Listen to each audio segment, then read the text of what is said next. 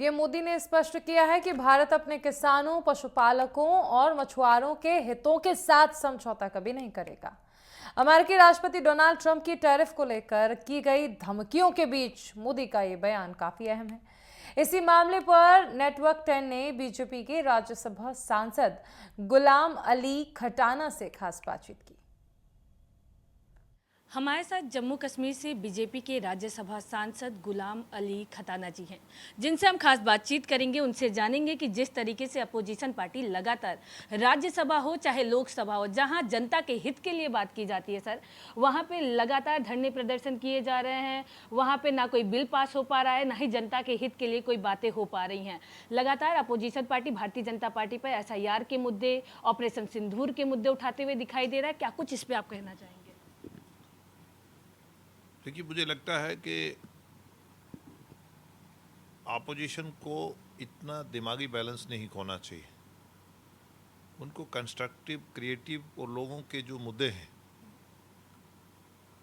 देश की सबसे बड़ा मंदिर होता है पार्लियामेंट, उसमें बहुत सारे इंडिविजुअल मेंबर्स के क्वेश्चन होते हैं, 0 आवर्स होते हैं, तो डिस्ट्रक्टिव डिसरप्शन से काम नहीं चलता, बात करनी पड़ती है।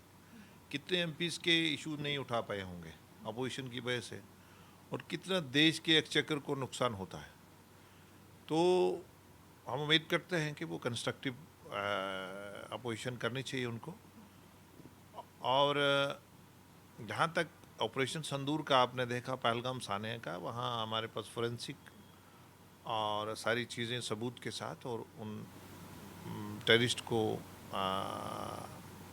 हमारी सेनाओं ने उनको ख़त्म कर दिया था। और पाकिस्तान में से जो सोच चलती थी या इंफ्रास्ट्रक्चर था, वो ऑपरेशन संदूर में वो भी 9 जगहों पे उनका इंफ्रास्ट्रक्चर को ज़मींदोज़ करा। बाकी opposition for the sake of opposition करती है, मालूम नहीं क्यों करते हो। सर, वहीं अगर बात करते चलें, लगातार अमेरिका के राष्ट्रपति डोनाल्ड ट्रंप का डरा हुआ चेहरा दिखाई दे रहा है, क्योंकि लगातार वो 25% टैरिफ की बात कर रहा है। आज उन्होंने लागू भी कर दिया है, पर प्रधानमंत्री नरेंद्र मोदी का कहना है कि अब डोनाल्ड ट्रंप को उनका वो भुगतान, उन्होंने जो कहा है वो अब भरना पड़ेगा। हम 140 करोड़ की जनता के हित में खड़े हैं और हम अपने भारत की सुरक्षा स्वयं करेंगे। ये इसमें कोई दो राय नहीं है। भारत एक इंडिपेंडेंट देश है। भारत एक उभरती ताकत है, तीसरी बड़ी ताकत बनने जा रहा है।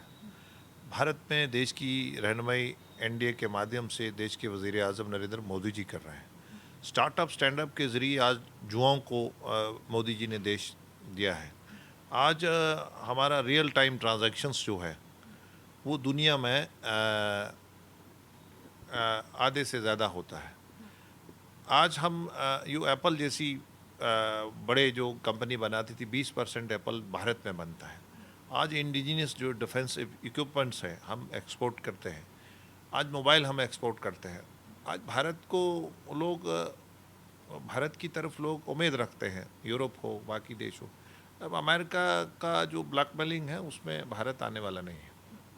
बातचीत करने के लिए बहुत बहुत धन्यवाद। कैमरामैन अजय के साथ मैं पल्लवी श्रीवास्तव, नई दिल्ली।